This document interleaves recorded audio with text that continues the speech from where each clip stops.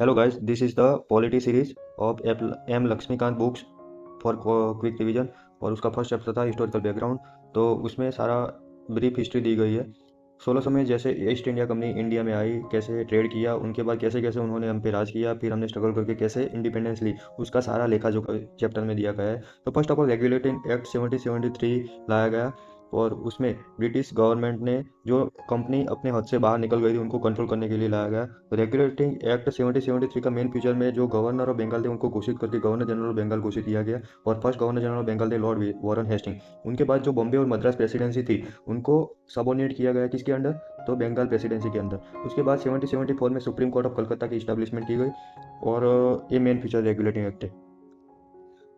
उसके बाद पिट्स एक्ट 1784 लाया गया। वो मेनली 1773 का नया अपडेटेड वर्जन था। उनमें कोर्ट ऑफ डायरेक्टर और बोर्ड ऑफ कंट्रोल की न्यू पोजीशन क्रिएट की गई, और दोनों कॉमर्शियल और पॉलिटिकल फंक्शन थे उनको डिवाइड किया गया। कोर्ट ऑफ डायरेक्टर जो कॉमर्शियल फंक्शन अटेंड करते थे और बोर्ड ऑफ कंट्रोलर थे वो पॉलिटिकल फंक्शन अटेंड करते थे। उनके बाद चार्टर एक्ट आया गया। मेनली चार्टर एक्ट 1830, 1833 और 1853 थे, लेकिन 1833 के मेन फीचर यही है कि गवर्नर जनरल ऑफ बंगाल थे उनको घोषित करके गवर्नर जनरल ऑफ इंडिया घोषित किया गया, और first governor general of India थे विलियम बेंटिंग।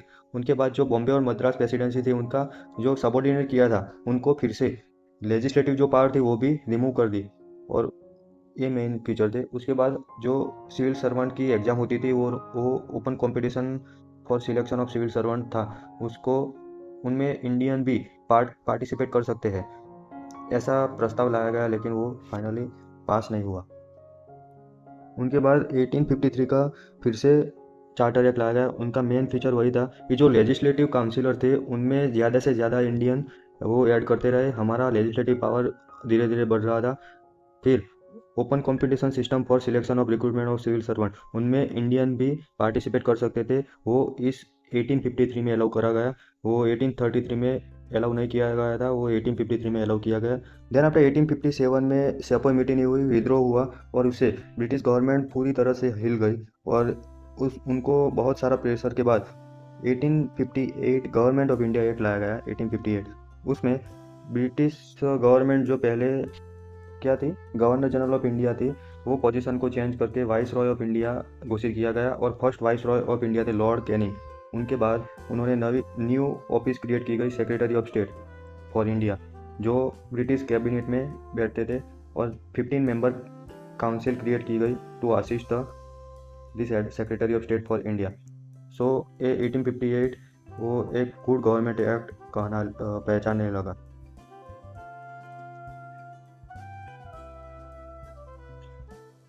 उसके बाद इंडियन काउंसिल एक्ट 1861 लाया गया, और इसमें मेन फीचर वही थे कि जो लॉर्ड कैनिंग थे उनको सपोर्ट करने के लिए इन फर्स्ट टाइम 3 इंडियन को लेजिस्लेटिव काउंसिल में एंट्री मिली गई। वो 3 इंडियन थे Raja Banaras, Raja Maharaja of Patiala and sir Dinkar Rao.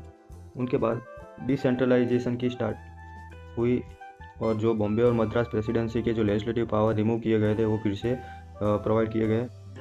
तो first of all executive council में अभी तक हमें एंट्री नहीं मिली है, लेजिस्लेटिव काउंसिल में ही एंट्री मिली है। तो फर्स्ट इंडियन थे, और एग्जीक्यूटिव काउंसिल वो पीछे आएगा, वो फर्स्ट इंडियन थे वो थे सत्येंद्र प्रसाद सिंह, लेकिन अभी लेजिस्लेटिव काउंसिल में एंट्री मिली है। उनके बाद जो हमें लेजिस्लेटिव पावर बॉम्बे और मद्रास प्रेसिडेंसी के रिमूव किए गए थे वो 1833 चार्टर एक्ट से रिमूव किए गए थे, लेकिन 1861 में फिर से वो अलाउ किए गए। उनके बाद न्यू इस्टेब्लिशमेंट हुई प्रोविंस की, वो थे north west frontier provinces, Punjab, ETC। Then after new portfolio system introduce की गई, और ये पोर्टफोलियो सिस्टम के मेन प्रणेता थे Lord Canning in 1859। So mainly this feature थे 1861 के। उनके बाद सेकंड काउंसिल एक्ट आता है 1892। तो उसमें इनडायरेक्ट इलेक्शन इंट्रोड्यूस किया गया है, डायरेक्ट इलेक्शन नहीं लेकिन इनडायरेक्ट इलेक्शन की परिभाषा उसमें दी गई है, और थोड़ा लेजिस्लेटिव पावर भी हमारा बढ़ा। हम बजट डिस्कस कर सकते थे, addressing a question for to executive ETC। Then after Indian council act 1909 लाया गया, वो था मोर्ले मिंटो रिफॉर्म। इस एक्ट में mainly size of legislative council both central and provinces increases. The central legislative council was raised from 16 to 60। उनका main feature वही था कि जो एग्जीक्यूटिव काउंसिल थी उसमें फर्स्ट टाइम इंडियन को एंट्री मिली और फर्स्ट इंडियन थे सत्येंद्र प्रसाद सिन्हा जी। उनके बाद ये 1909 जो जिसके लिए जाने जाता है वो है कम्युनल रिप्रेजेंटेशन फॉर मुस्लिम। यहीं से पाकिस्तान का नया बीज मीन्स कि पाकिस्तान की अवधारणा अपहेल की गई और सेपरेट इलेक्टोरेट मुस्लिम के लिए लाया गया। यह था सेपरेट इलेक्टोरेट मतलब कि जो मुस्लिम थे वो ही मुस्लिम कैंडिडेट को वोट कर सकते थे और उस ऐसे ही लीगलाइज कम्युनलिज्म लाया गया। और जो लॉर्ड मिंटो थे वो फादर ऑफ कम्युनल इलेक्टोरेट की तरह जाने गए। उनके बाद नेक्स्ट एक्ट है गवर्नमेंट ऑफ इंडिया एक्ट 1919 और ये एक्ट मॉन्टेग्यू चेम्सफोर्ड रिफॉर्म की तरह भी जाने जाता है। इसमें Montagu was the secretary of state for India and Lord Chelmsford was the viceroy of India. उसमें central control over the provinces by demarcating the separating the central and provincial subject. उसमें transport subject और reserve subject divide किए गए। उनके बाद जो first time bicameralism and direct election in the country discuss की गई। उनके बाद था जो सेपरेट इलेक्टोरेट थे प्रिंसिपल ऑफ कम्युनल रिप्रेजेंटेशन वो 1909 में सिर्फ मुस्लिम के लिए थी और 1919 में Sikh, Indian Christian, Anglo Indian and European को भी ऐसे ही लाया गया सेपरेट इलेक्टोरेट। उसके बाद मेन इस्टेब्लिशमेंट थी पब्लिक सर्विस कमीशन और central public service commission was setup in 1926 under this act 1919। और लास्टली इस एक्ट में ऐसा भी कहा गया कि आफ्टर 10 ईयर्स ये इसका इम्प्लीमेंटेशन कैसा रहता है उसके बाद उनका रिव्यू और एक सेपरेट कमीशन बिठाया जाएगा और उसका फ्यूचर में कैसा प्लानिंग होगा वो उन रिपोर्ट से डिसाइड होगा। सो 1919 के बाद 1929 10 ईयर पूरे होते हैं, लेकिन साइमन कमीशन 1927 में ही लाया गया। उनमें 7 मेंबर थे, सारे के सारे ब्रिटिशर्स थे। So mainly Simon go back का जो प्रतिकार हुआ इंडिया की तरफ से वो उन वजह से ही था कि सारे ब्रिटिशर्स थे और सॉल्यूशन हमारा इंडियन के लिए कैसे सोच पाएंगे। सो साइमन कमीशन का बहुत विरोध हुआ। उनके बाद उनको डिस्कस करने के लिए राउंड टेबल कॉन्फ्रेंस आयोजित की गई और उनके बाद उसमें 1933 में कम्युनल अवार्ड पब्लिश हुआ। Then after 1935 government of India act आया।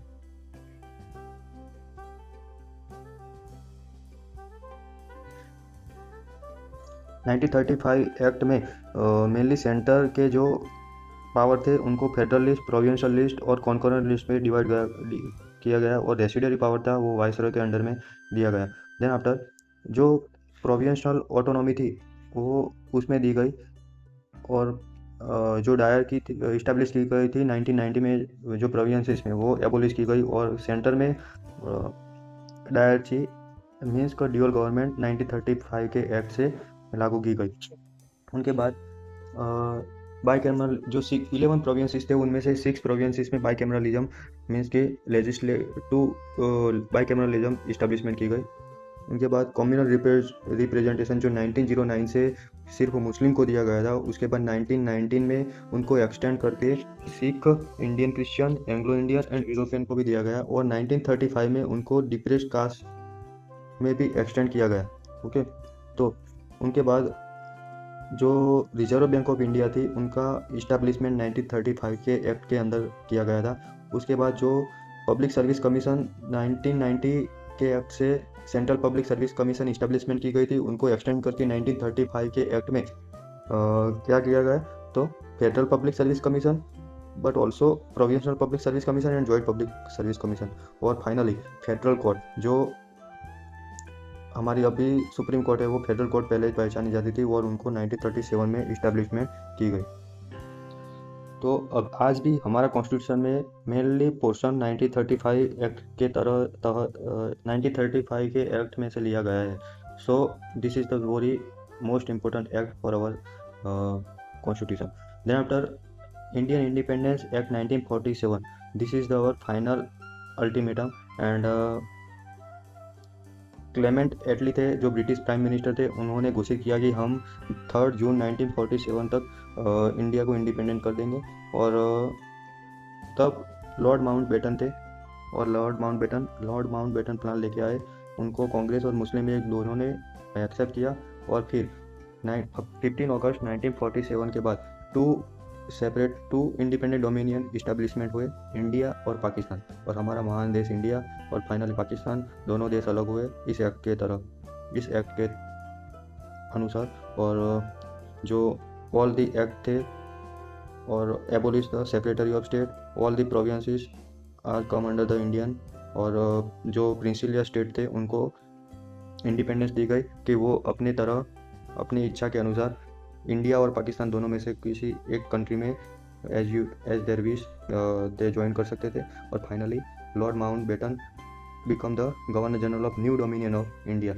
और जो 1946 में जो लेजिस्लेटिव मीन्स की कॉन्स्टिट्यूशनल असेंबली जो थी उनको पार्लियामेंट घोषित किया गया, एंड 1946 में इंटरिम गवर्नमेंट इस्टेब्लिशमेंट हुई, और इसके बाद फर्स्ट कैबिनेट 1947 में हमारी इंडिया की कैबिनेट बनी। तो this is the overview of the first chapter of Indian polity M Laxmikant. So this is my first video, so I can't easily express my view, and so if any problem, कोई भी दिक्कत हुई हो तो मैं क्षमा चाहता हूँ, और बैकग्राउंड नॉइज भी आती होगी, लेकिन this is my first video, and next time I can better with great effort, and thank you all of you. If your great response to you, then मैं उसको आगे अपना रिवीजन के पर्पज से नेक्स्ट वीडियो लाता रहूँगा। Thank you all of you.